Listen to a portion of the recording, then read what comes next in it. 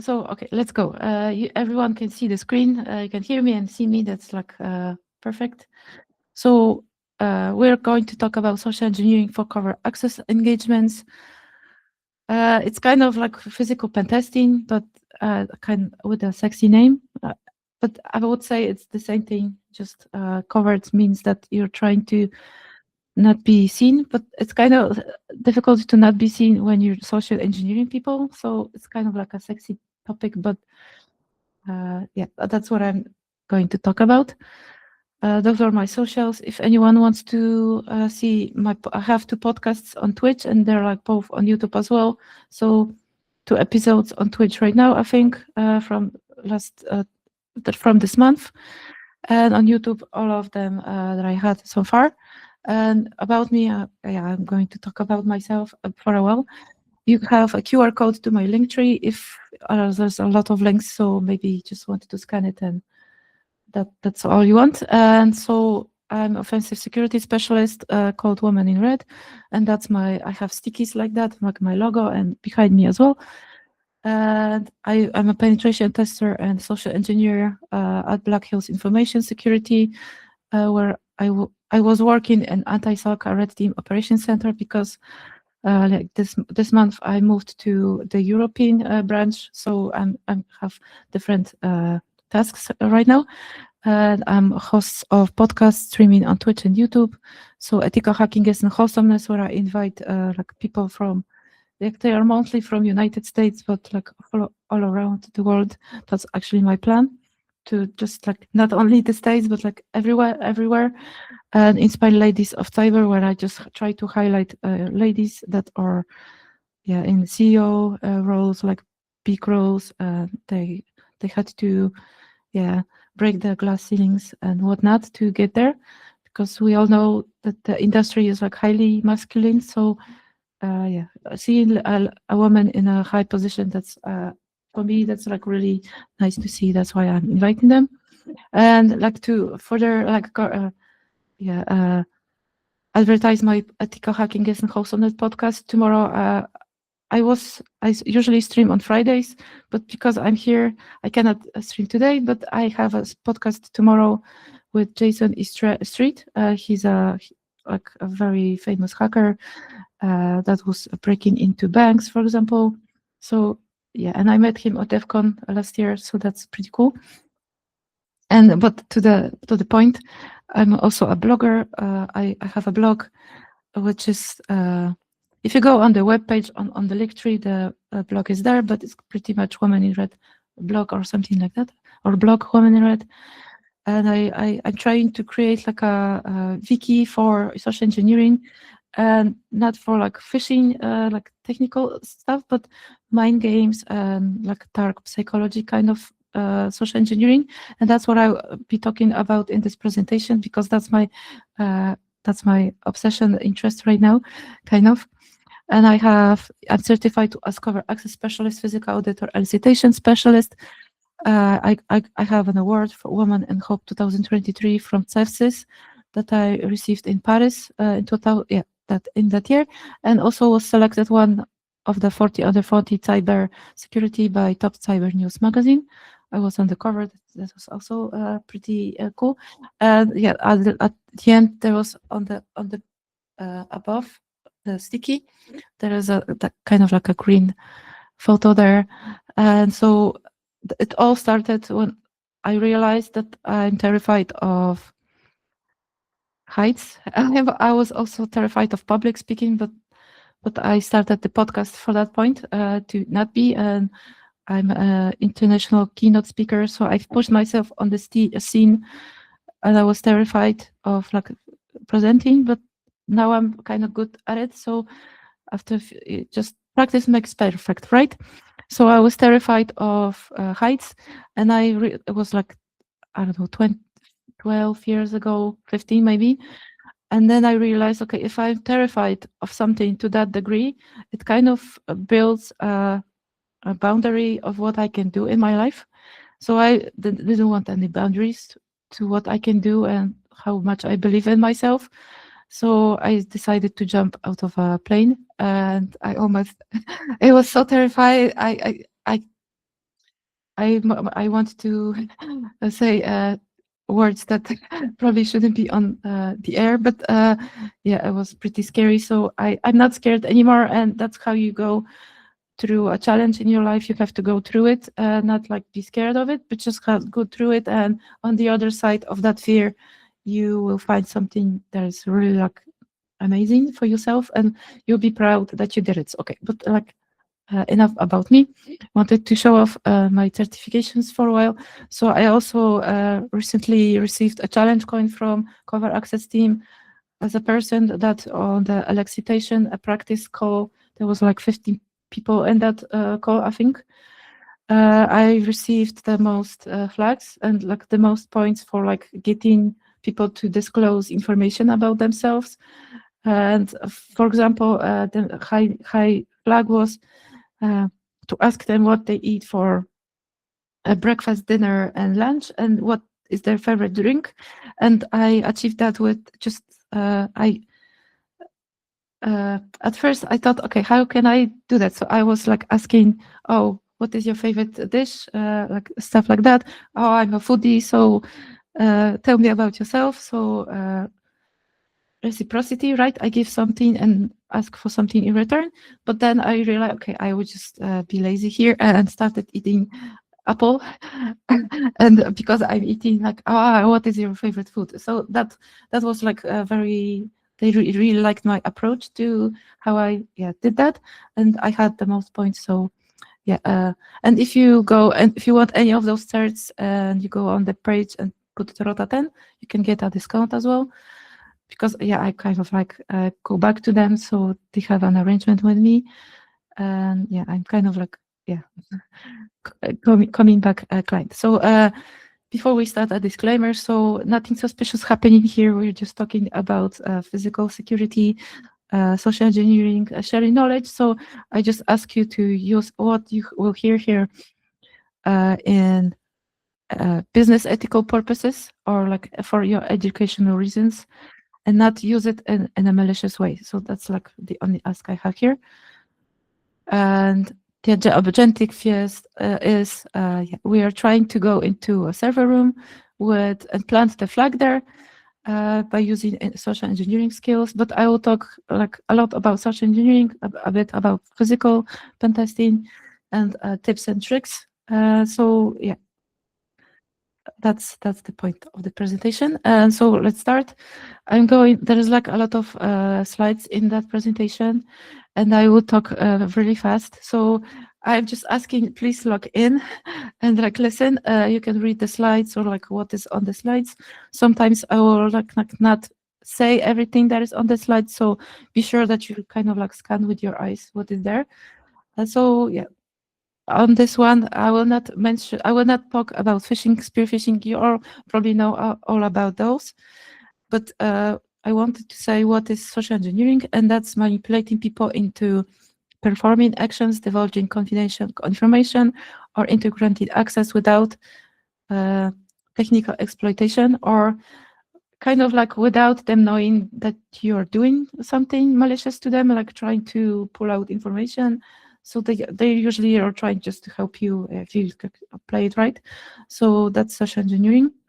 And I wanted to share some examples, but like pretty like quickly, not go into detail. That with a phishing attack, for example, you can lose $100 million because of the ransomware being deployed on your systems. And it all starts with a phishing attack. Usually they just call help desk, or I was also like part of kind of like engagement like that. I had to impersonate a person that works in Poland. But it's a part of the American company. They just have a branch there. But my laptop got broken, and now I cannot access my email and like Teams. So by just calling the help desk and trying to get access, and then when they give you access, you just go and move around the account and like the network, and that's how you can lose $100 million. So just like an example that with a call, that's like that will cost you. And another one, Cabarrus County hack with phishing. Also ransomware was involved, and 1.7 million to restore the systems, and yeah, they paid. But how? Yeah, that's actually kind of like what you think. What is a question here from me to you? Like, what do you think? Should they pay the ransomware to the attackers? Because in my opinion, it just makes them grow bigger and like attack more companies. But like, what is your opinion? If you like want to write in the chat, or like we will talk later about it. Another one, phishing incident. A scammer instructed her bookkeeper. I see like too many letters there. In an email to wire funds for a false real estate transaction, and he was like posing as her assistant. So also impersonation can get you to lose money, but and like email spoofing as well was involved in that one, and $300,000, but they recovered that one. Like the bank helped to recover because they detected a fraud. Usually, when you have a credit card, you can get the money returned to you by the bank, can acquire it like back. But I heard like with the debit card, it's not as easy. Okay, real world examples of techniques usage. So during the Cold War, human intelligence in the United States, intelligence agencies used elicitation charms, staged encounters in, for example, bars, cafes, cultural clubs, because that's like where the atmosphere is relaxed and you can approach people and get them to talk more easily. Usually, I don't know, beer is involved, alcohol, or I don't know, maybe other beverages, and then people get like really relaxed. They just want to talk to you. They just finish the work and they are like, try to vent. So it's a good example how to perform social engineering and like get some information. Then like bars, maybe near the company that you're targeting, there is like a coffee shop, and the employees are going there, so you can go and try to whatever, if the client approves that, because sometimes client says don't approach people in social situations. So whatever the rules of engagement say, if that's allowed, then I think that's a good idea, because people are like they want to talk to you in that situation. Another one, Frank Abagnale, I'm sure you watched the movie Catch Me If You Can. And he will convince people that he was a pilot, doctor, lawyer, so also protecting impersonation. And he picked authority symbols, so clothing, jargon, confidence, and they are like powerful trust shortcuts. So if you will see a policeman coming next, like in your direction, you feel like a certain way, right? That you have to comply with what he asks you. And so I'm not saying that you should impersonate a police officer. That's a very bad idea. But just with an example that official clothing gives authority, and you feel like, okay, you feel the certain way. I have to be nice with this person. I don't want to get into any trouble. Okay, and Kevin Mitnick, I'm sure you all know that person. He manipulated employees to reveal passwords, codes, access numbers, preferred talking with people over hacking machines. Actually, I was really kind of like obsessed with penetration testing and red teaming, like learning how to do it from the machine side, the technical part. But now I realize that actually hacking a human being is kind of like more difficult in a way. It's maybe we say people are like the weakest link, but I think also people can have different responses, and then you have to be quick on your feet and like really know what you're doing, and to be elastic with what you're like trying to achieve, because humans are complicated beings, and not like you just send a payload and like there you go, like I'll open Mimikatz or Metasploit. But talking with human being, making the person trust you, is I think more difficult, and building rapport with the person and like eliciting information in my opinion, that's more satisfying because you don't really know what to expect from the person. You can go anyway, or you can burn yourself 15 minutes in the conversation. So, and the word like Metasploit, you just like comments, right? Enter, and there you go. You're in. So I don't know what you guys think, but that's my opinion. And a phone-based elicitation phishing bypasses technical defenses if employees aren't trained to resist. So human is the weak link only because he doesn't have knowledge or wasn't trained or is like not aware that social engineering is a threat or something like that could happen.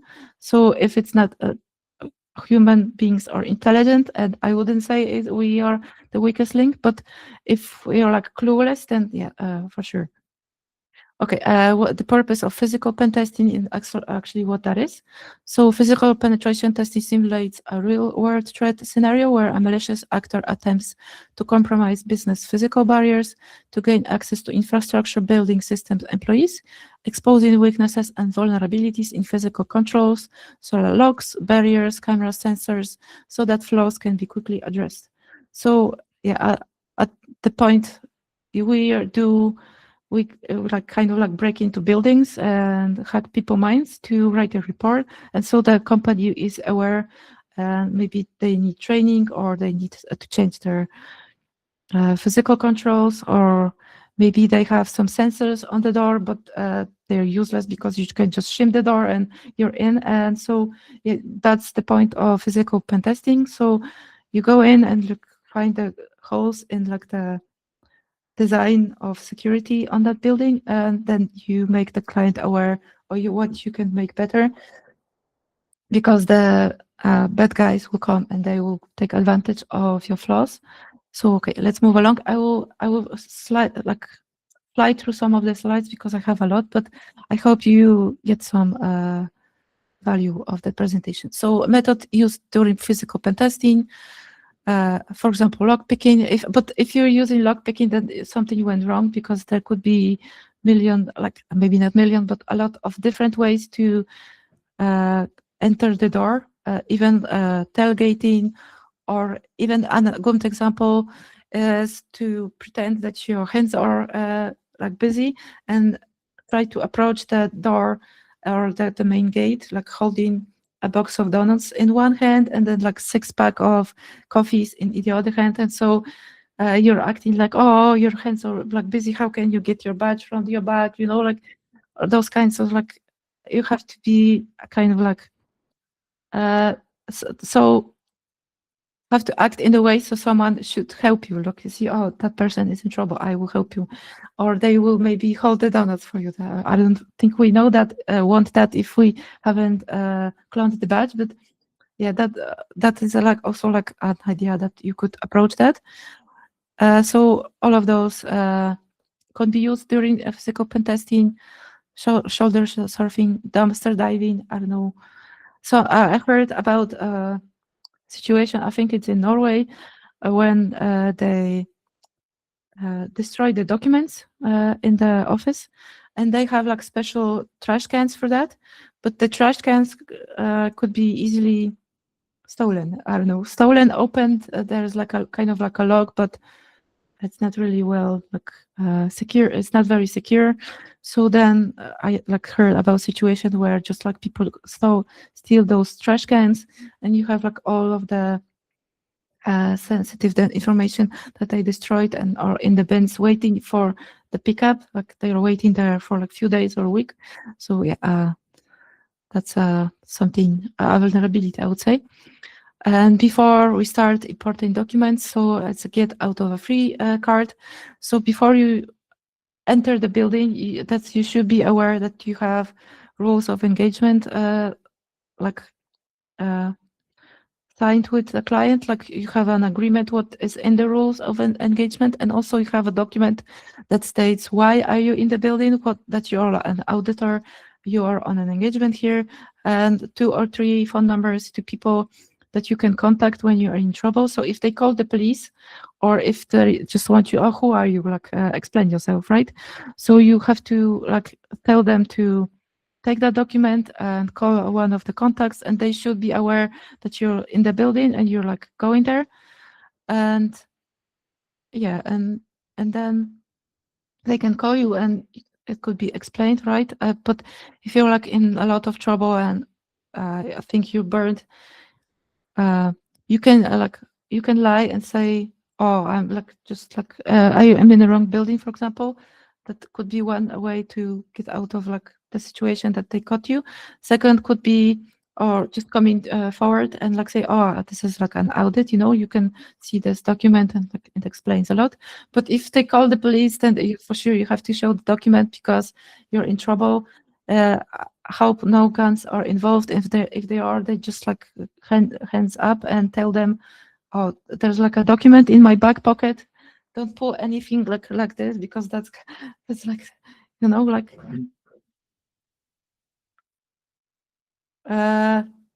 Yeah, it depends. Can you lie? I think you can. Depends on what your cover is. If you're pretending to be someone else, then of course you can lie. I think so. So yeah, actually, that's a very good question. Okay, let's move along because I will digress too much. So phases of social engineering. First one is reconnaissance. So it's an information gathering phase, and you collect details such as personal information on the target or targets, maybe organizational structure, what employees work in the department you're going to. So you can maybe, oh, Brian from accounting invited me here, so you can like have some names if someone asks you why are you here. What vendors they work with, so maybe you can use one of the vendors page as the watering call attack. Or maybe contractors. So what is the online behavior? That could be also helpful to plan the attack. And like what potential vulnerabilities you can find during the information gathering phase that could make your plan easier. And so the purpose here is understanding the target's environment, identifying potential entry points and planning the approach for the attack. Yeah, so you can like scan LinkedIn accounts, for example, to build potential list of people that you can maybe there's some passwords attacks involved in that as well. So yeah, you can use social media, and information gathering is very important.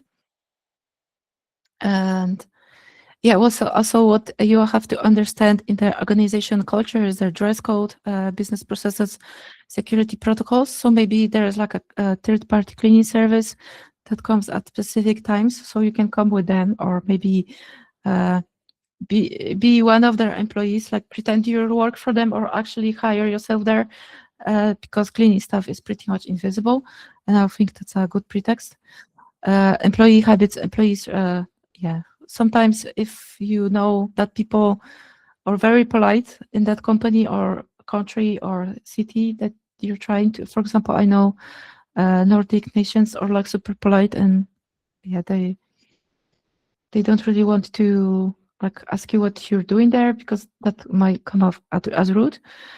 So yeah, if employees routinely hold doors open for each other, then you can target and like use that kindness to enter the building without cloning the badge before.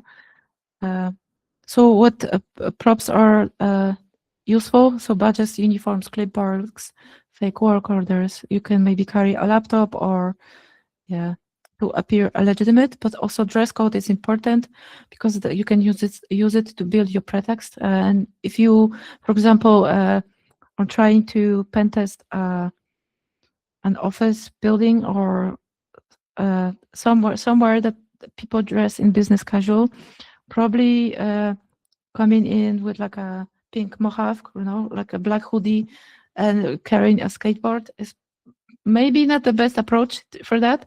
And also, like if you trying to go into a server room, then think what pretext of you're going to use, because if you're going in dressed as a UPS delivery person, then what are you doing in my server room? What letters are you here to deliver, right? So you have to think what works best, what is your purpose, and you have to understand the physical layout of the target, before you go anywhere in the building, you have to know where the target is, because if you're going to R&D room or server room, or maybe conference room to plant some devices, then yeah, you have to know where they are and not like, oh, excuse me, I work here, but like, where's the conference room? Like, it's like makes no sense. You have to be confident and like, go straight there to not be like suspicious in your how you behave.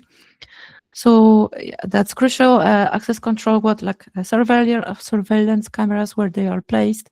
Maybe there are like blind spots in the camera setting. So maybe you can figure out where the blind spots are, or like what kind of camera they're using. I also heard that the situation when I heard of, I actually have a drone like that you can use a drone with a UV light, I think, that will fly on the height of the camera and will blind the camera, and then that camera is pretty much off. So you can just go. I wouldn't do that in the middle of the day, but maybe if you're going back at night and like that the cameras are like being recorded over and over on, then there's a chance no one will see that. So maybe that's an idea. What kind of key cards they use, what is the biometric system in the building. You have to, as much information as you gather, that's better for you, and you'll be more confident, like quicker in your engagement. What kind of physical locks are they using? So if they're using locks, then maybe you can lockpick them, or like maybe you can drill the lock and replace it with the one that you have key for, or then use it, drill the, or I don't know, maybe it depends on how the lock looks like. If the lock is sticking out a bit, you can use like special, like, I want to say tweezers, but like a big device that I don't have the English word right now for me, but if it's like sticking out like a little bit, you can just pull the lock and the door will be open. And then when you leave, you just put it back in that same spot, and like no one will probably notice that. Sometimes people don't even notice when you change the lock to a new one. Or you can even, if you go into like you find a door with a normal lock, that's like like super secure, like a normal one, you can glue it with duct tape, and then it gives you persistence. You can go back and the door will be open for you, and probably not a lot of people will notice that too.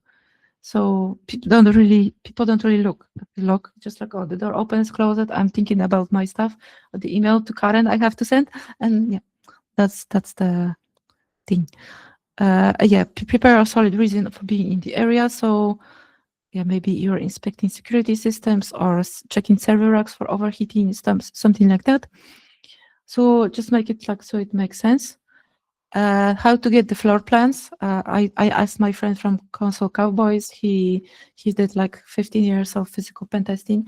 So he's from United States. So maybe that's not really relatable to Poland or European situations, but I'm sure there are like pages like that in here as well. So he said pages like LoopNet, for example, shows buildings for rent, and you can find pictures of the inside of the building, and that's those pages like that usually can have floor plans as well.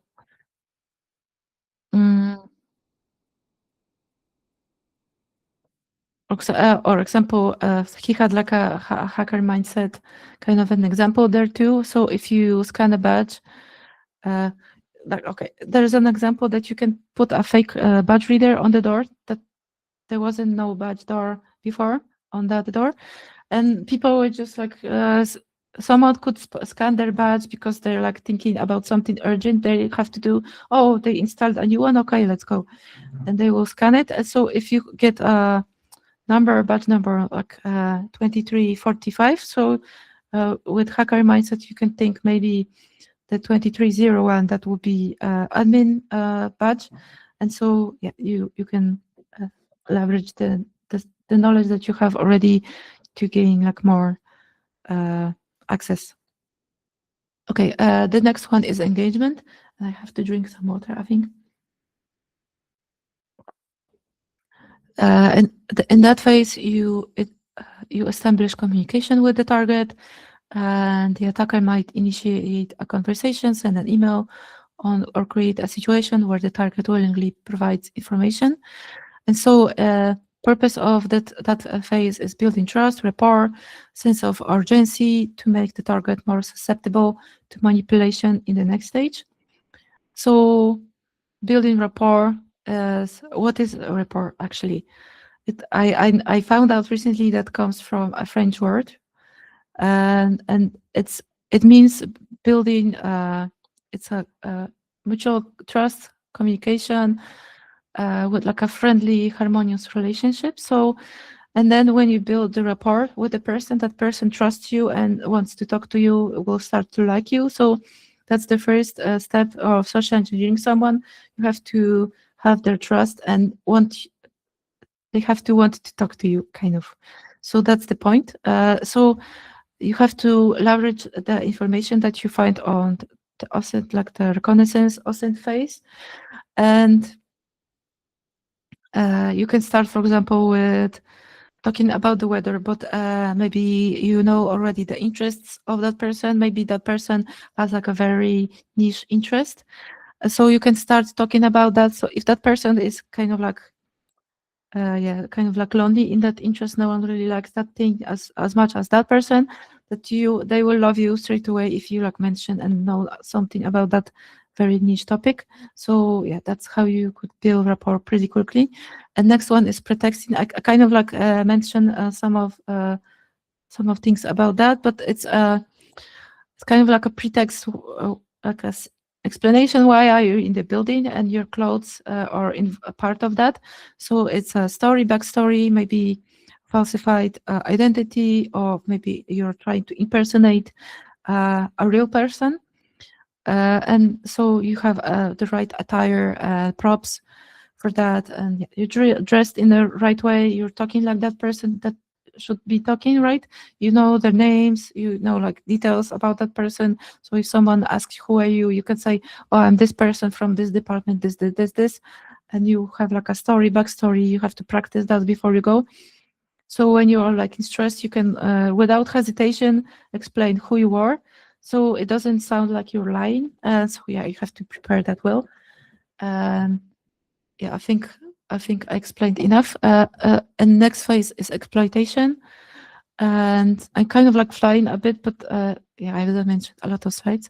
So in that phase, attacker leverages information or access gained during the engagement phase to carry out the attack, and manipulating the target to divulge sensitive information, grant access to systems, perform actions that compromise security.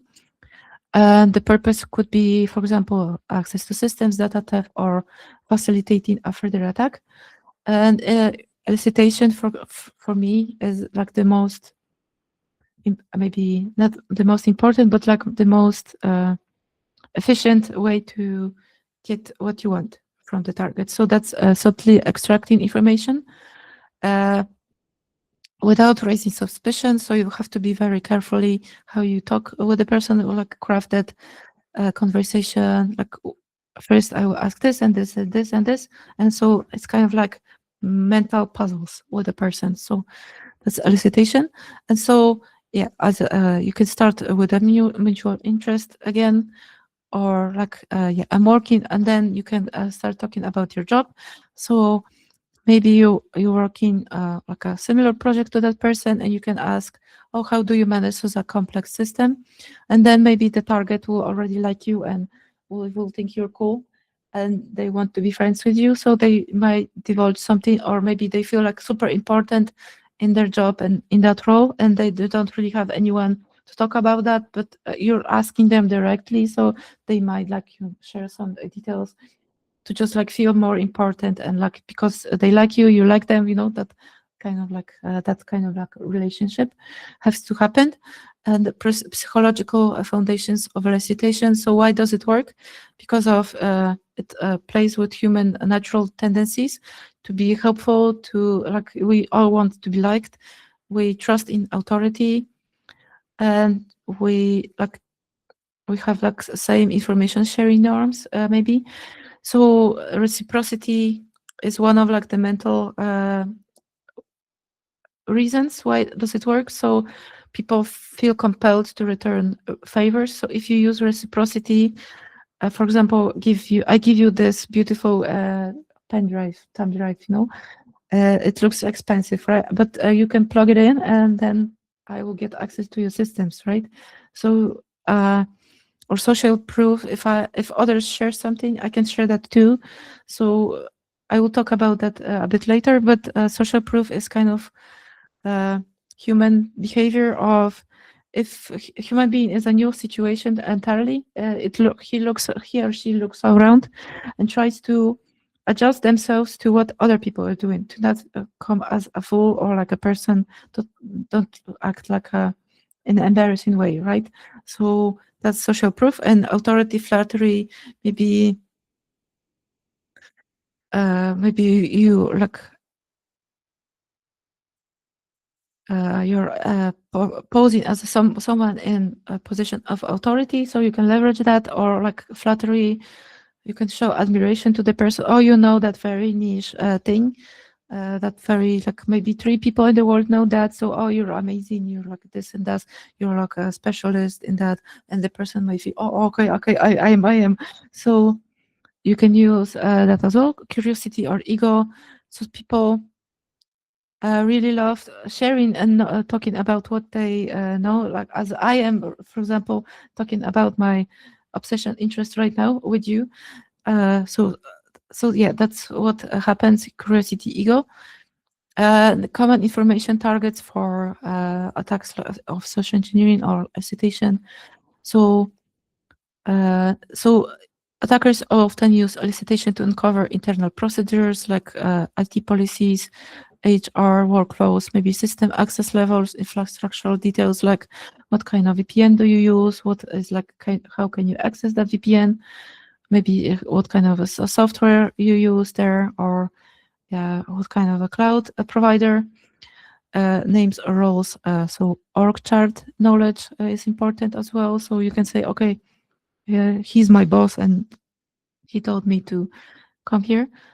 So yeah, knowing that names and like who is who is could be useful for you in the engagement, but also maybe you want to know that for like other reason, and that's why you're here. Work habits. So when where employees work, maybe they work only in the morning, and after lunch they work from home or something like that. So it will be useful to know where and when they work. So then you can plan what time you want to be in the office. Maybe you want to come in the morning with them, so someone can help you into the building. You can target with them, but maybe you want to go after work to be one of the cleaning staff, and then you can just go everywhere, and no one will kind of like stop you. Yeah, so yeah, you got to think, and work habits are useful because then you can plan in a good way. So what are the best conversational triggers and openers? For example, you can, for example, use innocent inquiry. Oh, I'm new here. How do things usually run during onboarding? So yeah, someone will try to help you because you use clueless, like people remember their first day, how stressful it was. So that could be one of the ideas. Maybe shared experience. You can like try to build rapport with sharing something that the other person experiences too. Flattery. Oh, you seem like you someone who knows their way around the place. So that's like a ego boost for the person. Curiosity. What's an interesting badge design? That's an interesting badge design. What do the colors mean? And that may be yellow means this kind of access level, and green means so completely different, and maybe red one is an admin people. So yeah, the colors could be important on the badge. Mutual enemy.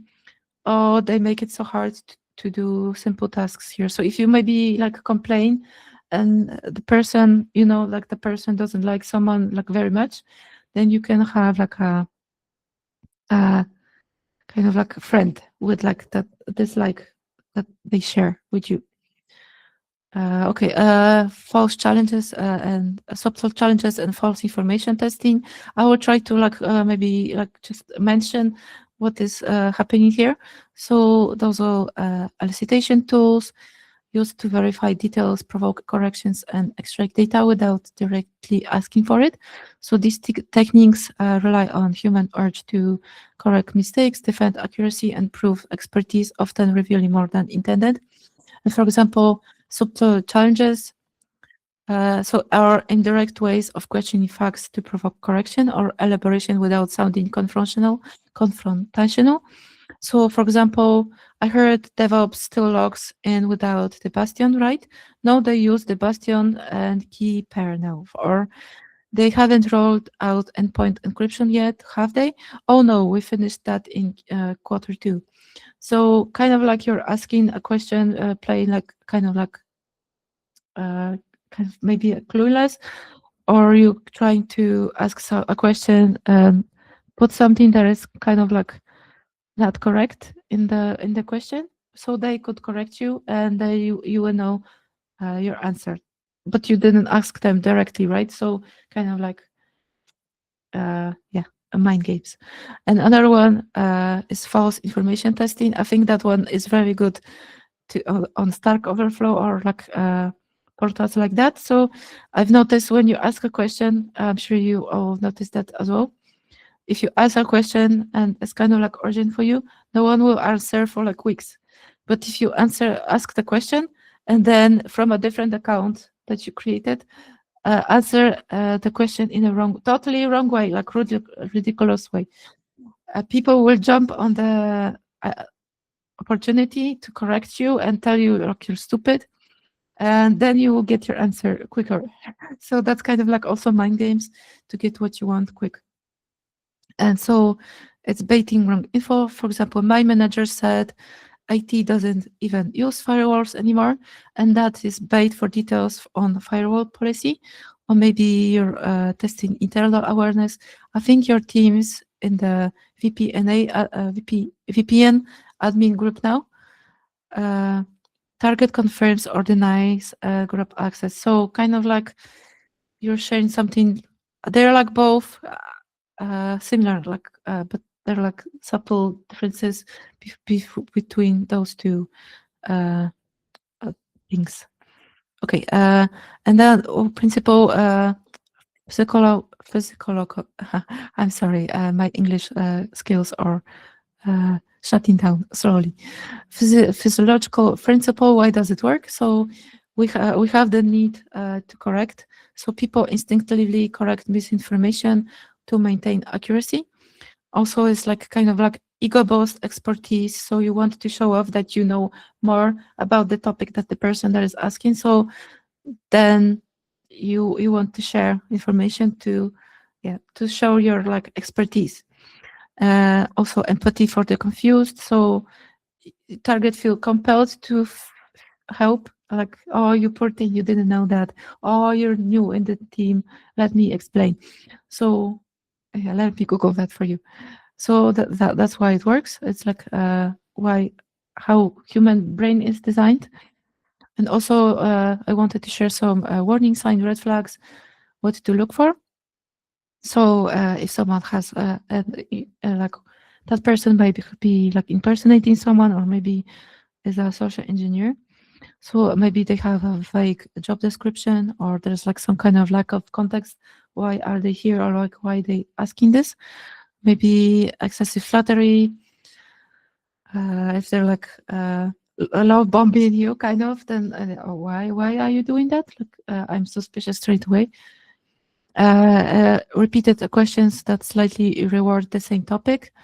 So if they're like asking you the same thing several times but in a different way, like a light bulb should be starting there. Maybe discomfort followed by reassurance. Oh, don't worry, I'm just curious. Like you're asking me very like threatening questions, like I could lose my job over those questions, but I don't worry, I'm just don't worry, nothing is happening here, I'm just curious, just like fun and games, right? Smile and wave. It's okay. Use of urgency, mutual complaints, or sympathy to lower guard. So if you see like body language of a person, if they, for example, were like this, listening to you, and then you see like them closing their body language or like sitting in a chair like that. I don't know if you saw that scene in Peaky Blinders, listening, and then, okay, I'm leaving. So that's already, you can see, you can have to change your approach. So you have to be elastic with what you're going to do next. And I have a role play scenario here. I will just like very quickly.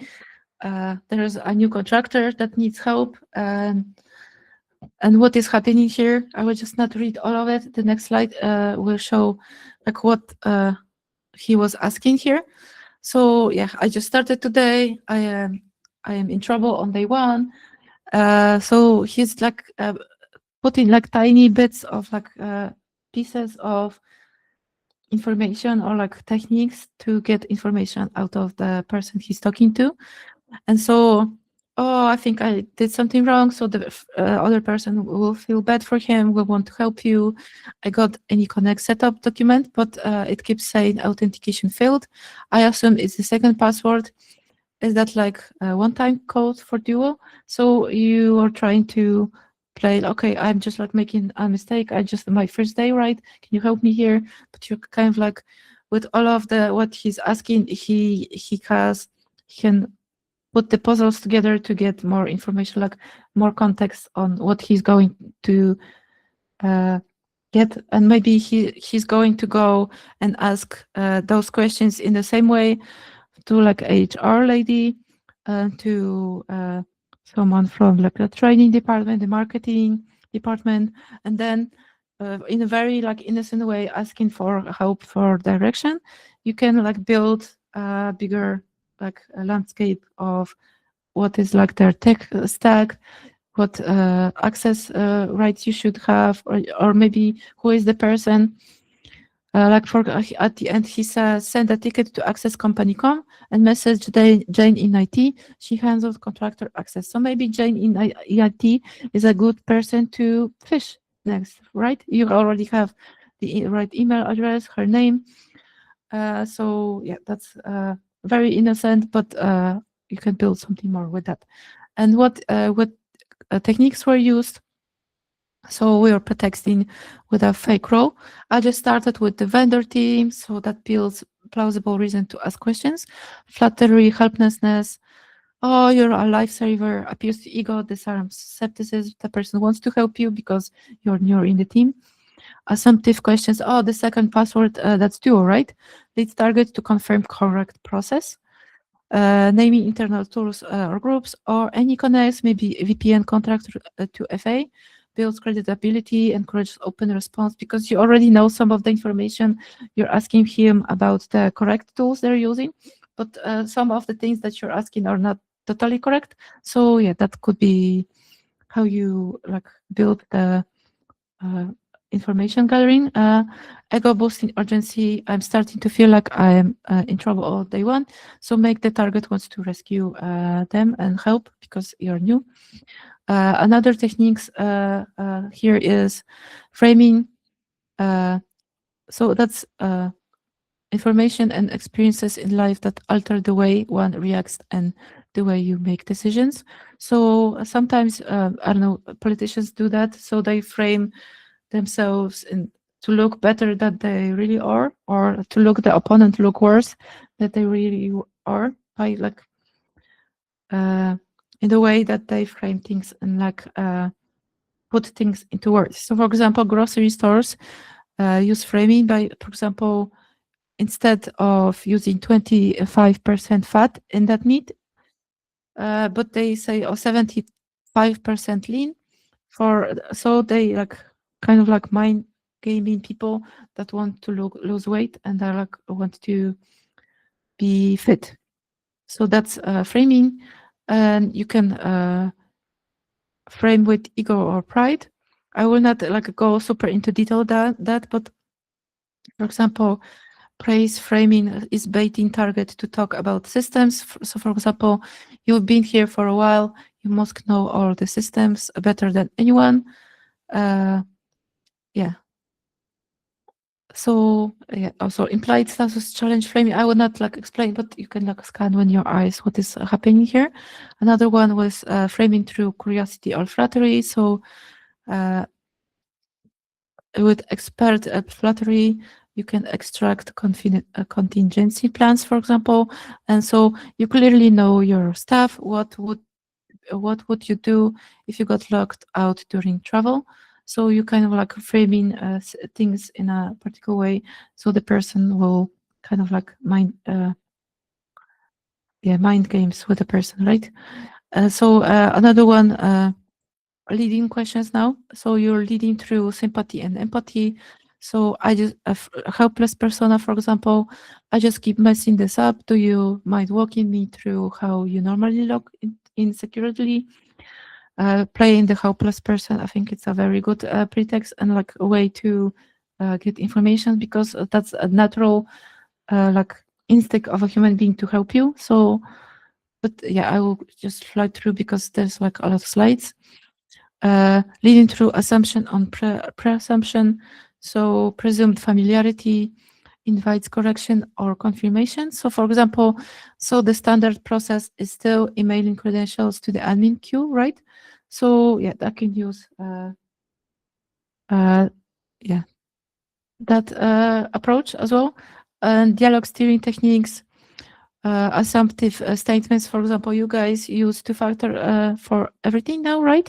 So makes the target correct on confirm, compliance frustration, bites insider workarounds. For example, name dropping. Oh, John in payload said your go-to VPN, your go-to for VPN issues. And so adds legitimately flatters because you're like dropping names. You know what people, folks ignorance. So what's the big deal if someone has admin access anyway? So encourages justification, disclosure, and like people explaining that what you just said is like totally stupid, and like yeah, trying to explain things to you. Third person framing. I heard some people get access just by asking, is that true? So shifts focus from attacker to others, like others are doing that, but kind of like I'm asking about it, but like it's about them, right? So key takeaways: if someone makes you feel important, flattered, or they're like boosting your ego, you have to pause and like think what is happening here, because that emotional reaction might be exactly what they're counting on. Another one techniques is mirroring active listening for building trust.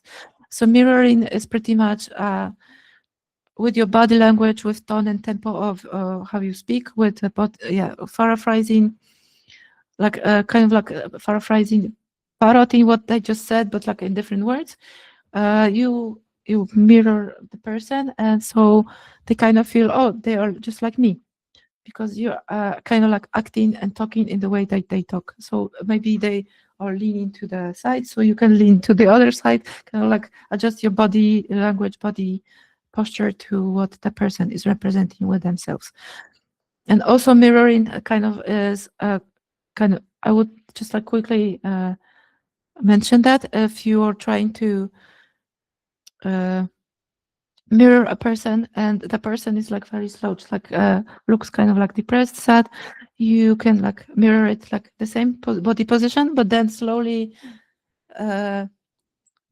get your back straight, and then you are trying, like you're smiling more, and then the person may like adjust their body position to you because they're like already in rapport with you. So you can like also manipulate the person, like how they feel.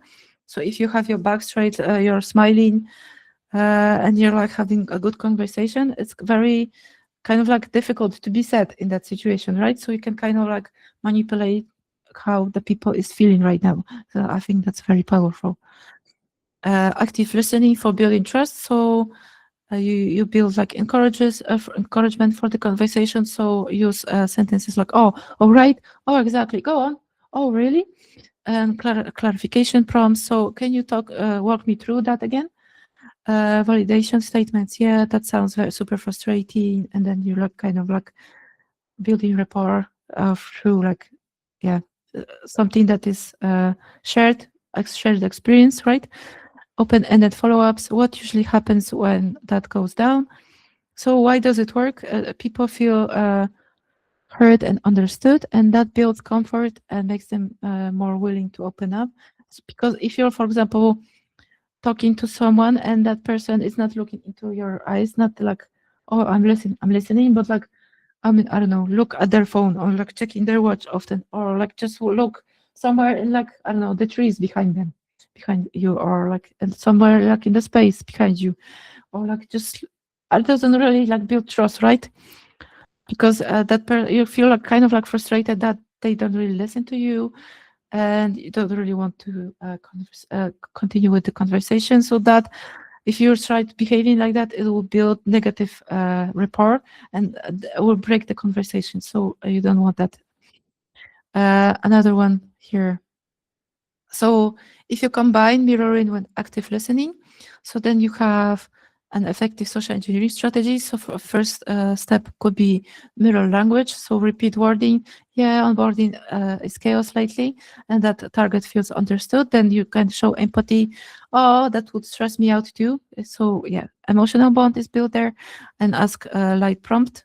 How do you usually get around that? So then target could reveal some information. Another thing, red flags to be careful when you like feel like you're being mirrored.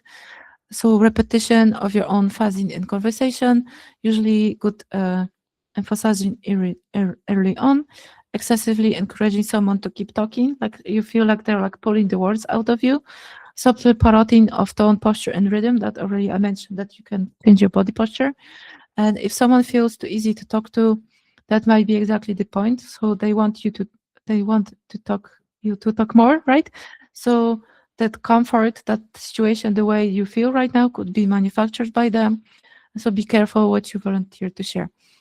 And the last phase here is execution. So the final phase when the attacker completes their objective. So filtrating data, deploying malware, covering tracks.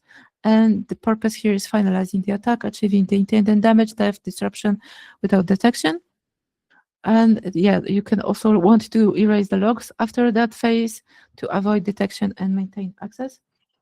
And the tips are and best practices. So ethics, for example, ensure the operation adheres to clients' rules of engagement and legal agreements. So yeah, what you agreed with the target, just don't go uh, too much out of the scope of what you agreed. Flexibility, you have to adapt on the fly because something could happen that will not go to how you planned it, to your scenario. Confidence, the success of tactics relies on it. So if you like being frazzled, then like it doesn't really build positive rapport. People will not really want to talk with you. But if you're confident and like you're easy to talk to, then yeah, of course. And risk awareness. So if you questioned or challenged, have a plausible backstory ready. I already mentioned that. Document your findings during engagement. And my friend told me that a very good idea for that is he usually takes like a shirt with a pocket in front, so you can put a phone with a video on, so it's recording all the time in your pocket. And whether you're shimming doors, opening locks, talking with people, it records everything, and then you can you have to have approval from the client that you can record audio and video. So first, before you start recording anything, or you have to just like take picture, like use the video to take pictures out of it for the project, for the report. So yeah, but first ask the client is what is allowed, and then that's a good idea, I would say. And within cooperation, if you're like in that phase, you can influence employees and gatekeepers, for example. So yeah, dropping names. For example, urgency and stress. I have 5 minutes to get to this report to the VP. Can you let me through? So sometimes you can use some techniques to make the security guards kind of like want to help you, want to help you get to your target faster, or call for the person that you're trying to reach and like get them come to you. And so Yeah, so security training must address both groups, so not only like employees, but also the people at the gate. So to not just don't click phishing emails, but also don't be pressured into breaking process, into letting people in that maybe they shouldn't be in, and like check who is that person, right? What is their like business here? So yeah, I think two groups should be trained. I think that picture is pretty funny, but gaining access, and yeah, we're going to slowly go to the server room, but I will probably go faster than I wanted through some slides because yeah, I still have like a lot left. So arrival, maybe normal business hours, if you want to blend in, or and then if asked confidentially, state your pretext. Leverage human psychology, so employees may feel uncomfortable questioning and a confident official looking person. So if you have like you look like a some person of authority, you look confident, you order on a business, you have documents in your hand, for example, then yeah, people will feel like threatened and like shy to ask you, oh, who are you? Why are you here? But nonetheless, they should. So, and mentioning employee names to other legitimacy, moving through the building. So, bring your get out of the jail card, avoid unnecessary conversation. You have to improvise there, move in pairs, because then if you order in with like a second person, you can burn the person. That person can like create commotion, and then pull attention to him or her, and then you can like do your thing and like disappear, and yeah, you out of trouble for that moment. But that person is burned, he has to leave the building. Act confidently, blend in, and use distraction. A fire alarm is not advised because yeah, that will get you in trouble. So yeah, don't use the fire alarm. And exploiting opportunity, so look for unlocked workstation, maybe access restricted areas, maybe look for the doors is slightly open, maybe you want to glue the lock with the duct tape, or hide in the toilet or out of service elevator and come back after hours. Dumpster diving could be a way of gaining sensitive documentation. USB drops. Maybe you want to drop USB drives with payroll to tempt employees, or like something that will uh, hint to in that pen drive there's like a list of who gets a raise, for example. Or maybe you know that there's like a very beautiful woman that works in the building and everyone wants a date with her. So you can, for example, label it Jane's diary or Jane's pictures, something like that. And I'm sure someone will be very interested about those pictures and plug it in. So shoulder surfing as well, observe login screens, keypads, desk notes. Maybe someone will be typing their password so you can like, oh, what was that? Okay, so next one is uh,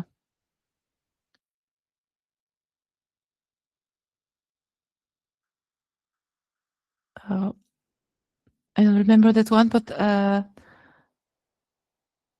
yeah, but a fake badge reader, and then you can grab a new badge that will work, and potentially a pin code. And then, as I mentioned before, you can, if you get like a one badge scan on the fake badge reader, you can gain the admin account if you just like think logically about your like what you're getting there. So gaining access, how to get there. Already, most of the things on the slide are already mentioned. So trick employees into granting unauthorized access. Maybe, yeah, what are like the logs, cameras? What is like the design, security design of the building? Establish communication with the IT. Maybe you want to have some paper emails exchanged. So why are you in the building? Why did you come here? Maybe you want to use some exploits or privilege escalation. And if that's in the scope, conduct post-exploitation activities such as data exfiltration, persistence, and post-tunneling. And I have a video from the Matrix movie here, but I'm sure you all saw the woman in red.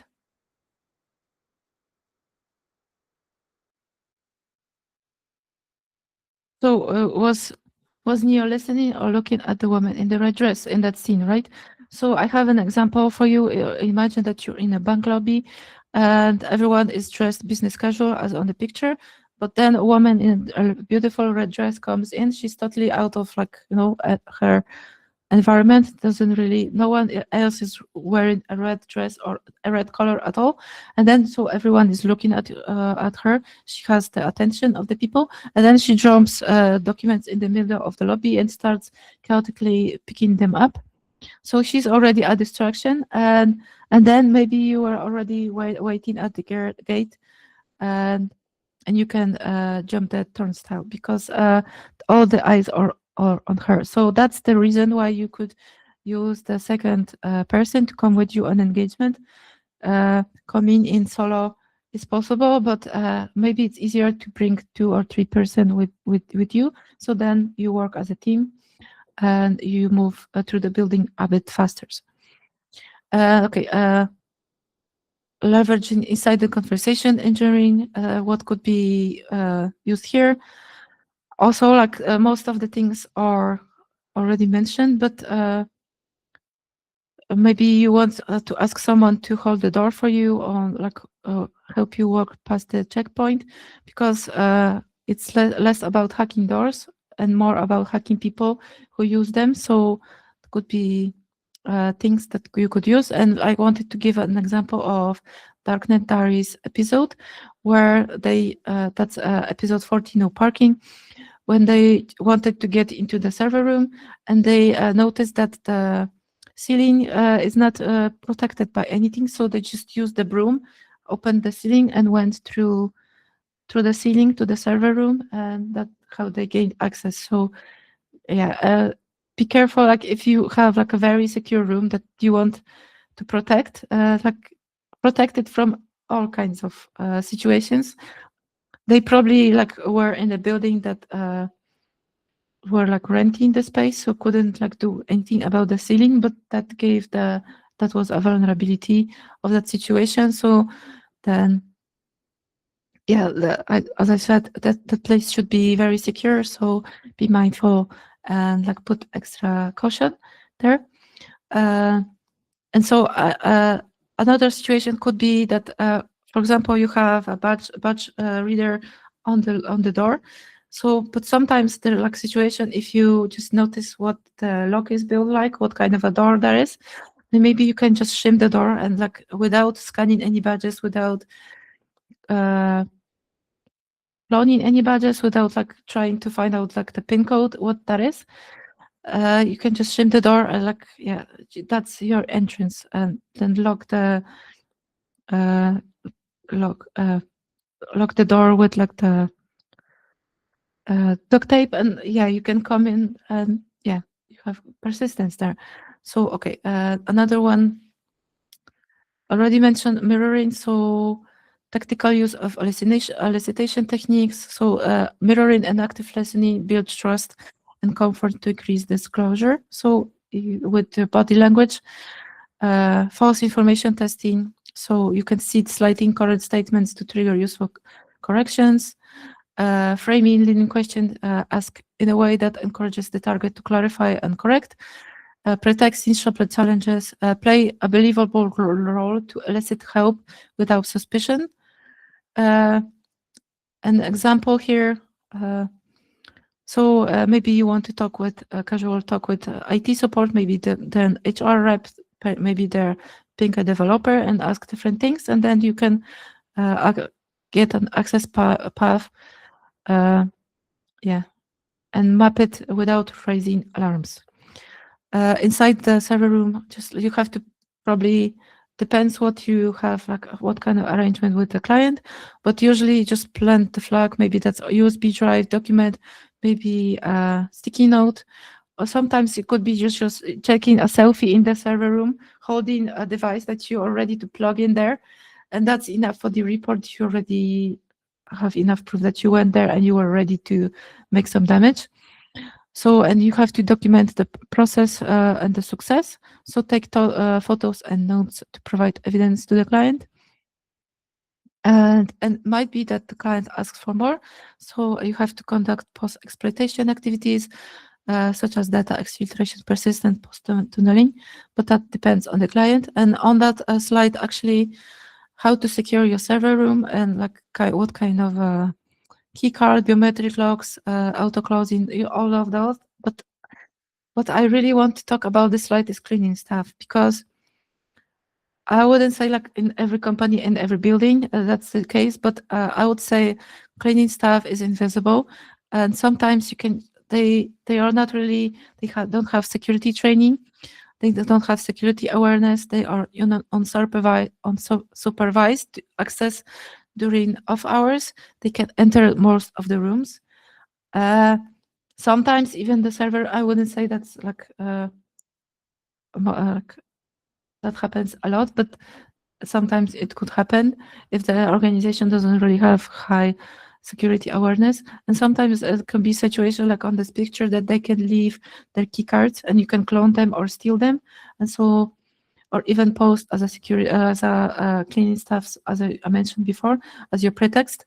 So that's an interesting topic here, I would say. And exit strategy, no need to run, leave discreetly if that's possible. Leave no trace, so take all of your stuff, unplug all of the devices, don't leave anything behind, don't don't really cause any alarms or unnecessary disruptions. If your pretext involves timeline 10 minutes, then stick to it and go back, like leave and after 10 minutes, because they will come looking for you if you like there too long. And if questioned, act composed, be confident.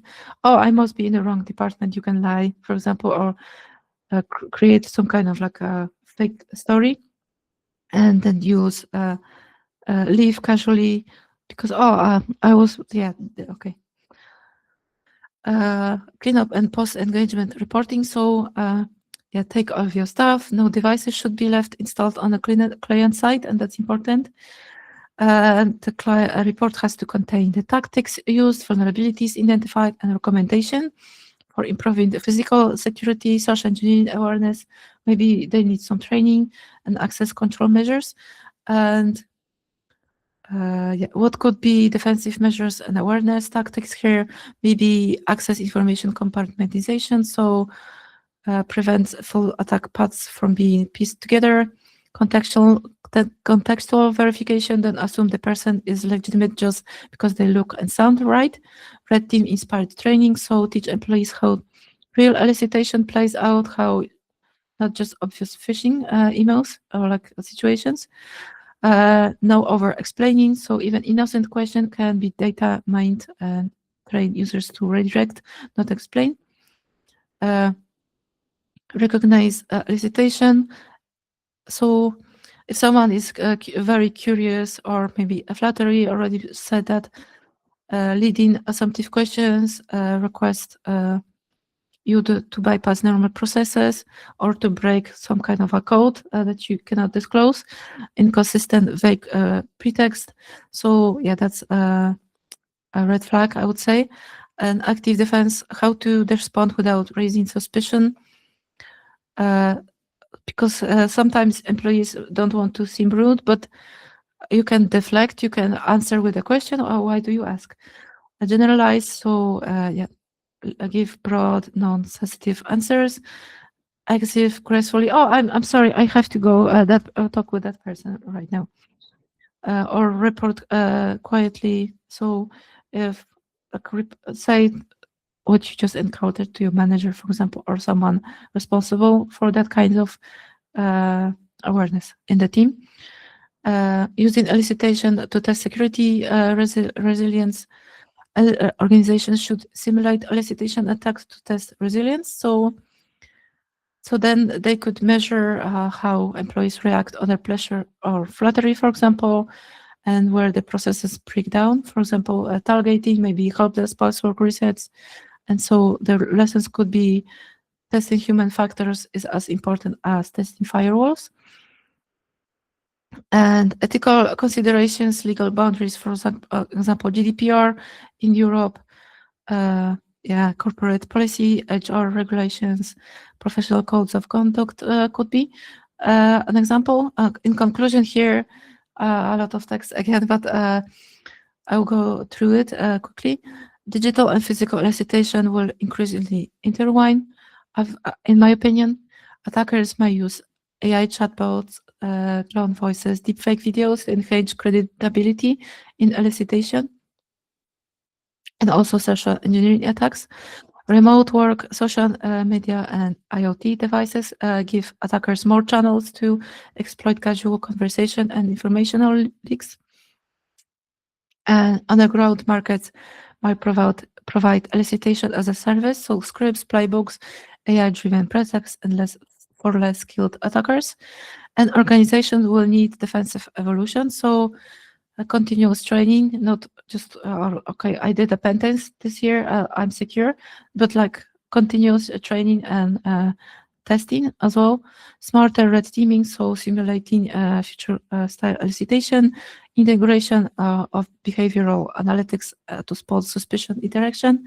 And because elicitation is not going away, it's adapting, and I think it's maybe growing stronger. Depends, or maybe the person who you are trying to elicit actually.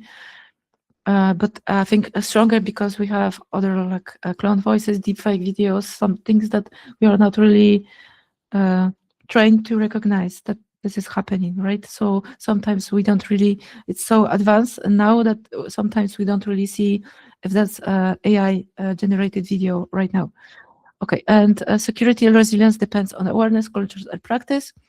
Technology evolves, but the psychology stays the same.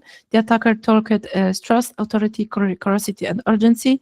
And defensive awareness training must be continuous because all tricks adapt to new platforms and new ways to, like,